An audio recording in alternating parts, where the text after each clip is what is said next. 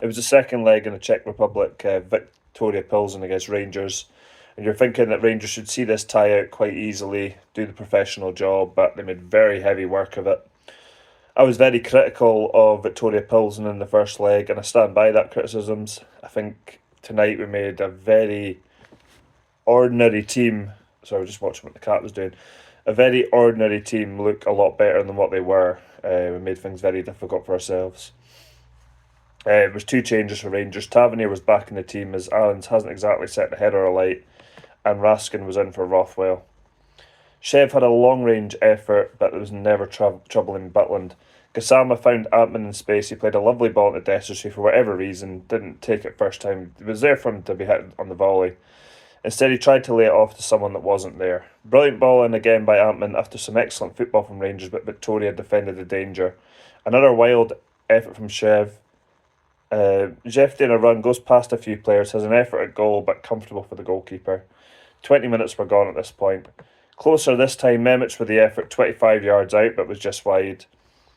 This time, Sherv hits the target. Butland beat it away. Pilsen were pushing for that opening goal as Butland tipped over for another corner. Rangers should have had a penalty for a push on the back of Dessers. It wasn't given or checked by VAR. A chance for Cameron, but it was his first touch wasn't the best. He was free in the box, and it made it difficult to get the effort on target. A real chance for Pilsen. Prince was through, fired wide after pressure from Tavernier. Victoria would take the lead though, 1-0. Giro Simi gives the home side hope. It had been coming. Jefty was at fault, caught out from the free kick. The ball put across goal, and it was an easy finish. Almost 2-0. Rangers were all over the place. This was immediately, but Vidra fails to punish the away side. Giro Simi with a free header, but straight at Butland. Rangers had the ball in a promising situation and eventually just played the ball back. A dreadful last 10-15 minutes in this half. Rangers were masters of their own downfall. In the second half, Dessers would go off injured, unfortunately. But what's happened is he's caught his studs in the grass, but it was after going down, holding his face, claiming that he's been hit in the face, which is something that Dessers does a lot. Dessers kind of reminds me of Lukaku in the way. Let me explain. He's not obviously as quick as Lukaku or anywhere near as good a player, but Lukaku is a player that, yes, he's quick and getting in behind, but he's also an absolute unit, so you should be able to kind of use his strength more. And it's something he doesn't kind of really do. And Dessers, as I say, he's not Lukaku, but you know what I mean. He should be using his kind of physicality because he's a big lad, and more often than not, he just wants to kind of go down. It's infuriating. I will say that when Danilo came on, he made a positive difference. He was unlucky to not get a goal tonight.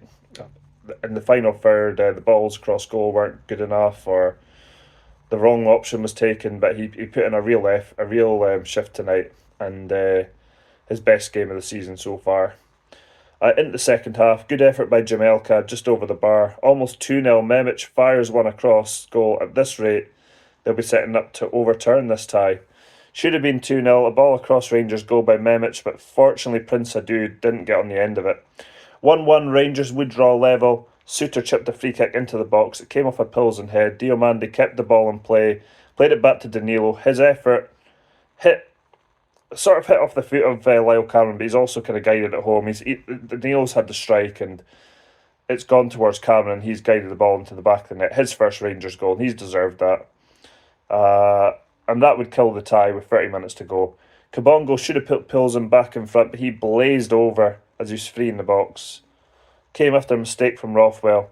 Header wide from Vidra after pressure from Suter. Prince Adu in behind, and Bitland brilliantly tipped the ball behind. Poor by Gassama. He was free. He had the opportunity to find Danilo, but chose not to.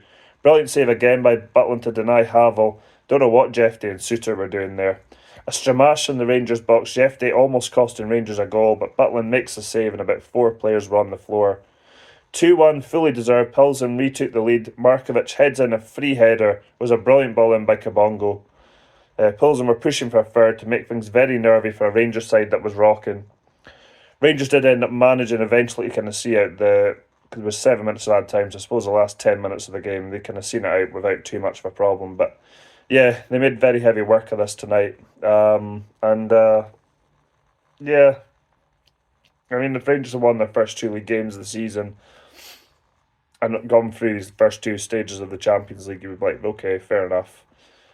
You know, the performances haven't been great, but there's something to kind of build on. But at the moment, you kind of think about, I'm not sure who went through between Salzburg and who is the other team?